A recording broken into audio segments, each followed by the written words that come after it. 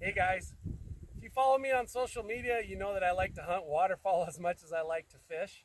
And I'm going to do a product review today on a new blind from Cabela. This is out of their Northern Flight series. It's called the Renegade. It's a ground blind that was new last year in 2019. I got this one. So I've got about 30 hunts on it or so. And it has proven to be an awesome blind. It's got some really great features, and we'll just kind of run through them here. But first, the thing for me is it starts with the shape. I would describe this blind as having more of a pumpkin seed kind of a shape. So it's got these really sloping sides. The blind's footprint is probably a little bit wider than a lot of the blinds that I've used in the past, or maybe you have used. But that's nice because it allows that blind to blend in and hide better with the surrounding cover. Some of the blinds that get pretty boxy and they'll throw a kind of a bad shadow. This one will minimize shadows because when waterfowl are going around circling you, they're looking at all the details. And if you don't have that big shadow from a big boxy blind, you're probably going to have a lot more success. This blind is grassed. That's what we like to do with our blinds. This is raffia. We'll put a base blind covering on all our blinds to save time in the mornings. We primarily hunt brown fields, so up here in North Dakota, so I've got a brown base on this blind. This blind costs about $250, so it's kind of in the premium class of blinds. I would say it's a mid-weight blind, so if you have to carry it in, it definitely has a little bit of weight to it.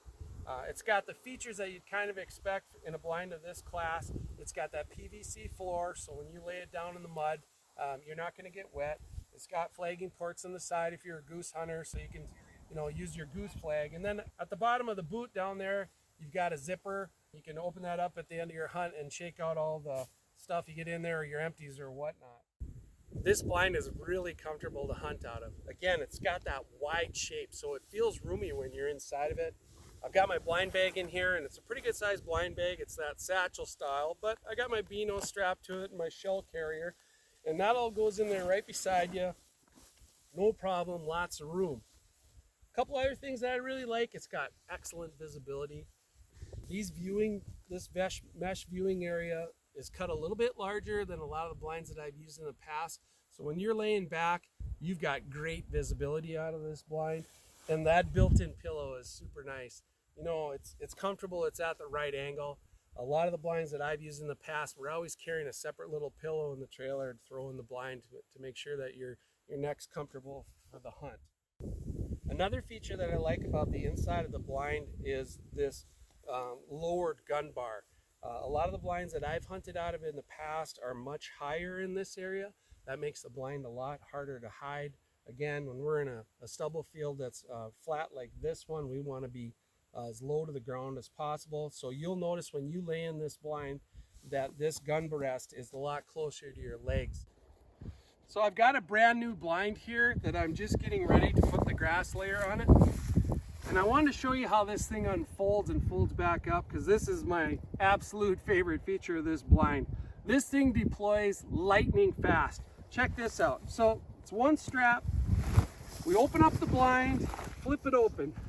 I come in here to this bird's wing joint. I slide the connector tube over the side, zip it shut. Go to the other side, do the same thing. Line the joint up, put the connector tube over it, zip it shut. Walk around to the back of the blind. There's these articulating knee joints. There's a lifting ball back here. You give it a pop, and bang, you're hunting. As quick as that.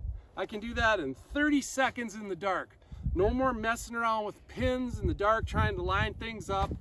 Lost pins, broken parts, any of that. So there's a couple things that I like to do with any new blind. The first thing to do is just try and get rid of the shine. So all new blinds, the fabric will have a lot of shine to it. And back in the day, we would do something that we call mudding. And so we would take a 5-gallon pail full of soil, we'd add a little bit of water to it, and mix it up and make a nice little slurry. And then we'd spread that all over the blind and let it dry a day or so before we grassed it to use it. The disadvantage with that is the first time it rained, or over the course of the season, that mud would come off, and then you'd be right back to a shiny fabric again. So what we do now is we'll just use spray paint. Camouflage spray paint, this khaki color, it's very flat. And I'll just spray this all over the blind very lightly, and I've done this blind, and you're not using much paint. I probably only use maybe 1/4 of a can or so. You're not trying to paint out the camo pattern, you're just trying to take that, mist it to take that shine off the blind. Another little tip to get this blind ready to hunt is to add a little piece of wire to stiffen up this back flap. Now you've got a wire edge along here, and that gives you the stiffness there. But for some reason, they didn't bring that wire across the back. And one of my pet peeves is, up here in North Dakota, we're dealing with a lot of wind. And you usually have the back of the blind to some angle to the wind, and the wind will lift up these flaps and expose the back of your head. Now, when we're hunting ducks, a lot of times, you know, they're going to circle you 6 or 7 times to check it out.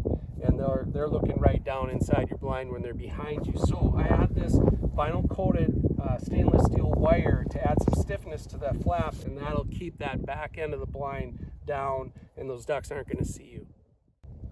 Another nice feature about this blind, it does have an optional snow cover available for it.